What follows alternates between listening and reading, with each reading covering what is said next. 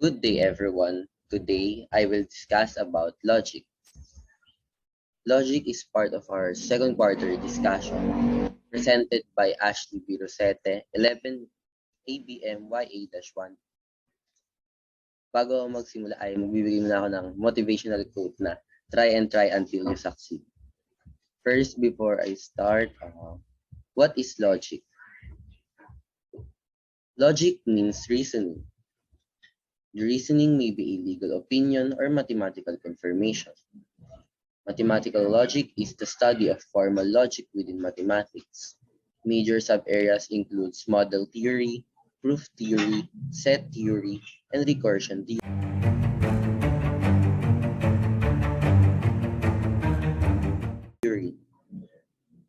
Who is the father of logic? Aristotle became known as the father of logic by demonstrating the logic was more than just an equivalent to verbal reasoning, but an important tool of investigation, a way to learn everything about everything. He was the first to introduce scientific thoughts into daily process. Even today, with hundreds of advanced technology and available resources, scientists find that observations he had documented 2,000 years ago are correct. Aristotle is usually identified as the founder of logic in the West, although autonomous logical traditions also developed in India and China, where his organon, consisting of his works, the categories, on interpretations, prior analytics, posterior analytics, sophistical reputations, and topics, long served as the traditional manual of logic. Simple proposition is a simple statement expressing a single complete thought. Example, 2 is lower than 5. Number 2, Kyle is tall. Number 3, Mars has 2 moons. And last, number 4, 2 plus 10 is equal to 12. Next, compound proposition is a proposition formed by connecting two or more propositions or by negating a single proposition. Example, Martha is preparing and listening. Number 2, Martha is good looking and sporty. Number 3, Catriona joined Miss Universe and Miss World. And number 4, 2 plus 10 is equal to 12 or 2 times 6 is equal to 12. Proposition. The words that are used to combine propositions are called connectives. Can be expressed in symbols. We use the lowercase letter P, Q, R, and so on to denote simple propositions.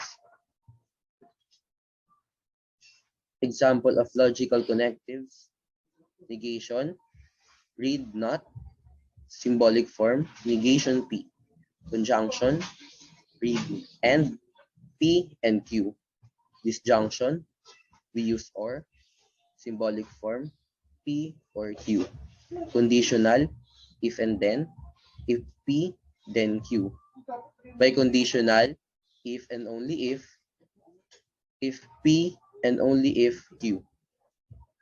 Negations, we use not or we simply negation P. 2 is lower than 5, or if we use negation, 2 is not lower than 5. Number 2, Kyle is tall. If we use negation, Kyle is not tall. Number 3, Mars has 2 moons. If we use negation, Mars does not have 2 moons. And last, 2 plus 10 is equal to 12. If we use negation, 2 plus 10 is not equal to 12. Conjunction. We use and or simply P and Q. Touchscreens in P, touchscreens are expensive. Q, keypads are more affordable. And last R, laptops are good investment. Example, P and Q. Number 2, P and R. And number 3, R and Q.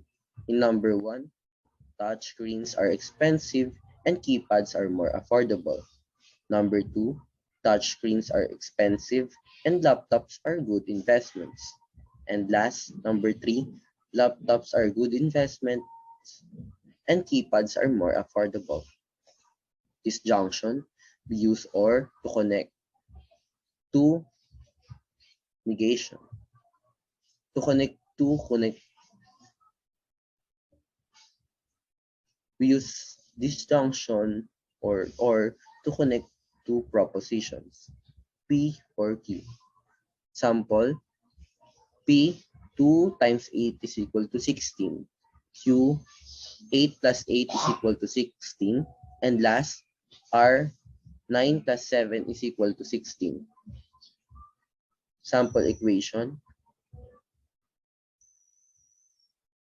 P or Q, P or R, and number 3, R and Q. Number 1, 2 times 8 is equal to 16, or 8 plus 8 is equal to 16. Number 2, 2 times 8 is equal to 16, or 9 plus 7 is equal to 16. And last, 9 plus 7 is equal to 16, or 8 plus 8 is equal to 16. Next, conditional, we use if and then, or P, if P, then Q. By conditional, if and only if. P, if and only if Q. Converse, if Q, then P. In symbol, if Q, then P. Inverse, if not P, then not Q.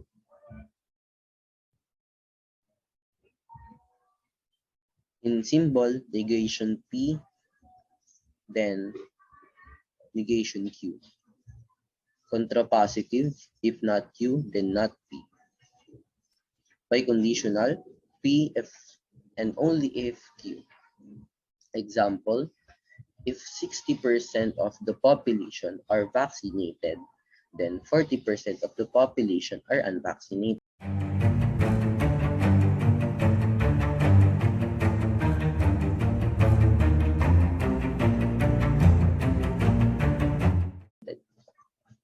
Converse, if 60% are unvaccinated, then 40% of population are vaccinated. Inverse, if 60% of the population are not unvaccinated, then 40% of the population are not unvaccinated. Contrapositive, if 60% of the population is not unvaccinated, then 40% of the population is not vaccinated. And last, biconditional, 60% of the population are vaccinated if and only if 40% of the population are unvaccinated. To summarize the discussion about logic, we identify what is logic, who is the father of logic. We also identify simple proposition and compound proposition. And also we identify what is proposition. And we also discuss about what are the logical connectives and its function.